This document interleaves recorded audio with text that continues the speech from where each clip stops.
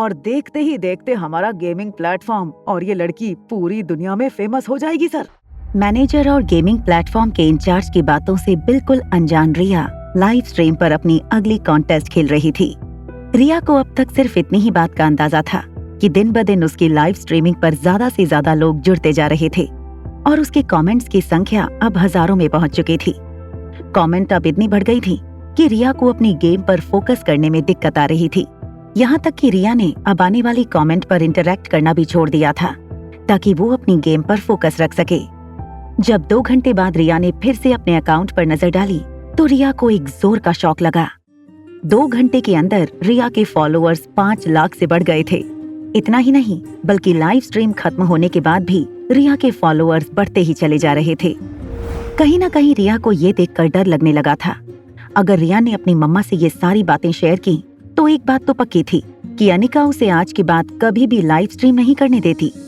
यहाँ मारवा हाउस में दिल्ली के सबसे बड़े साइकेट्रिस्ट डॉक्टर मयंक सूद रोहित के साथ बातें करते हुए रोहित को कुछ दवाइयाँ प्रेस्क्राइब कर रहे थे। डॉक्टर सूद ने रोहित से कहा, बच्चे को ये एक टैबलेट रोज दीजिए और इस टैबलेट को 2-3 दिन में 2 बार।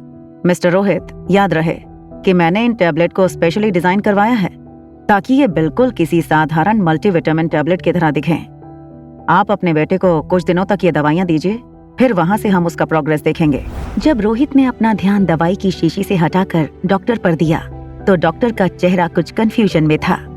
रोहित ने धीमी आवाज में डॉक्टर से पूछा, डॉक्टर, एनी कॉम्प्लिकेशंस? क्या आप मुझे और कुछ बताना चाहते हैं मेरे बेटे आर्यन की कंडीशन के बारे में? देखिए, मैंने आपके बच्चे से जब बात की तब वो बिल्कुल ठीक लग रहा था, मानो जैसे कोई नॉर्मल बच्चा हो। मैं तो ये कहूंगा कि वो बाकी 6 साल के बच्चे से काफी ज्यादा ब्राइट और स्मार्ट लड़का है।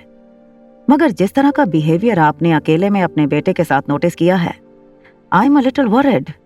ये कंडीशन आगे और ज्यादा खराब हो सकती है। ठीक है, मैं ख्याल रखूंगा कि आने वाले कुछ दिनों तक आर्यन ये टैबलेट मिस न करे। डॉक्टर के जाने के बाद रोहित अपनी स्टडी एरिया की ओर गया, जहाँ पर एक नौकर बर्थडे में मिली गिफ्ट को अरेंज कर रहा था। नौकर ने रोहित से कहा, सर, जो गिफ्ट कुरियर से आई हैं, उन्हें मैंने ऊपर के कमरे में रखवा दिया है। कई सारे बिजनेसमैन और बिजनेस एसोसिएट ने आपको विश करते हुए फूलों का गुलदस्ता भी भेजा है और मिस्टर सनी ने खास कहा है कि ये घड़ी जो उन्होंने आपके लिए गिफ्ट दी थी वो याद से आपके सामने रख दूं। और सर, ये स्कार्फ ये डॉक्टर शालिनी ने दिया है। स्कार्फ को देखते ही रोहित ने अपना मुंह दूसरी ओर घुमा लिया और अपने चेहरे पर हाथ फेरते हुए नौकर से कहा, बाकी सारी चीजें तुम स्टोरेज रूम में रख दो। वो सनी की घड़ी मेरे बेडरूम के ड्रॉर में रख दो और उस स्कार्फ का एक काम करो, अभी सर्दी आने वाली है, वो स्कार्फ तुम्हें ठंडी हवा से बचाएगा, उसे तुम ही रख लो। नौकर स्कार्फ को देखते हुए खुश हो गया और वहाँ से चला गया। आसपास पड़ी गिफ्ट के बॉक्स देखते हुए रोहित के मन में सिर्फ एक ख्याल आ रहा था कि आखिर अनिका रोहित के लिए कोई गिफ्ट क्यों नहीं लाई थी? क्या वो भूल गई थी या फिर शायद अनिका रोहित को कोई गिफ्ट देना ही नहीं चाहती थी? रोहित निराश होकर स्टडी रूम में चला गया। आर्यन के बेडरूम में जाकर रोहित ने दवाई की शीशियां आर्यन की स्टडी टेबल पर रखकर कहा, ये कुछ विटामिन की गोलियां हैं, इन्हें रोज लेना, कभी भूलना मत, नेवर स्किप। ये दवाइयां मैं नहीं खाऊंगा। इन्हें लेने में तुम्हें प्रॉब्लम क्या है? ये तुम्हारे लिए अच्छा है। जो न्यूट्रिशन तुम्हें खाने से पूरा नहीं मिलेगा वो इस दवाई से पूरा हो जाएगा। आर्यन रोहित की ये बात सुनकर मन ही मन सोचने लगा। फिर थोड़ी देर बाद अपनी किताब बंद करके रोहित की ओर देखकर आर्यन ने रोहित से पूछा, क्या ये दिमाग की शक्ति बढ़ा सकती है? विटामिन का तो काम ही है कि वो शरीर के हर रंग की ताकत बढ़ाए और दिमाग काम ही करता है शरीर को मिले न्यूट्रिशंस के आधार पर। इसका मतलब साफ है कि ये टैबलेट दिमाग की शक्ति बढ़ाता है। आर्यन ने दोनों बोतल को रोहित की ओर हल्के से ढकेलते हुए रोहित से कहा, फिर तो इन टैबलेट्स की जरूरत आपको ज्यादा है। मुझे क्यों इसकी जरूरत होगी? तुम जानते हो मेरा IQ कितना हाई है। ह्यूमन ब्रेन का हाईएस्ट IQ 301 है और मेरा IQ लेवल लगभग 290 के पार है। हो सकता है कि आपका IQ दुनिया में सबसे शानदार हो, मगर मैं आपसे एक बात कहूँ, आपका EQ दुनिया में सबसे पुअर है, क्योंकि आपके अंदर इमोशंस नाम की कोई चीज ही नहीं है। आज भी आपने मम्मा को हर्ट किया क्योंकि आपके अंदर इमोशंस की कमी है। जब से रिया ने आर्यन से कहा था कि आज मम्मा डैड को सब कुछ सच बता देने वाली हैं, आर्यन ने अपनी रीयूनाइटेड फैमिली के सपने देखना शुरू कर दिया था। मगर जब अपना सपना अचानक ही आर्यन को टूटते हुए नजर आया तो आर्यन ने मन में एक बात तय कर ली कि जरूर डैड ने ही मॉम को फिर से हर्ट किया होगा, जिसकी वजह से मॉम ने अपना इरादा बदल दिया था। नन्हे से आर्यन ने दवाई की शीशियां टेबल पर पटक कर रोहित से कहा, ये दवाइयां बिना भूले रोज लीजिएगा।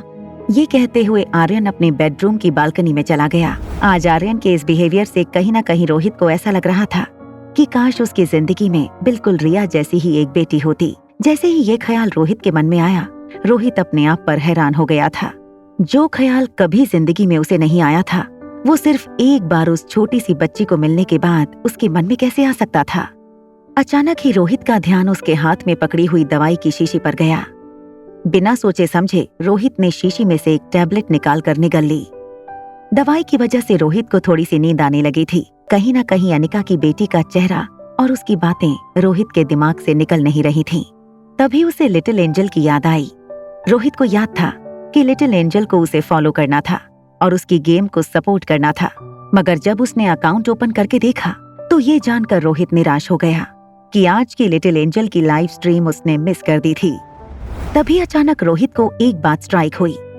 आज अनिका की बेटी रिया बार बार अपनी ड्रेस को दोनों हाथों से पकड़कर अपनी टांगे जरा सी नीचे करके सर झुकाकर रोहित से कहती थी, I am just like an angel. कहीं ना कहीं लिटिल एंजल का नाम पढ़कर फिर से रोहित को रिया की याद आने लगी थी।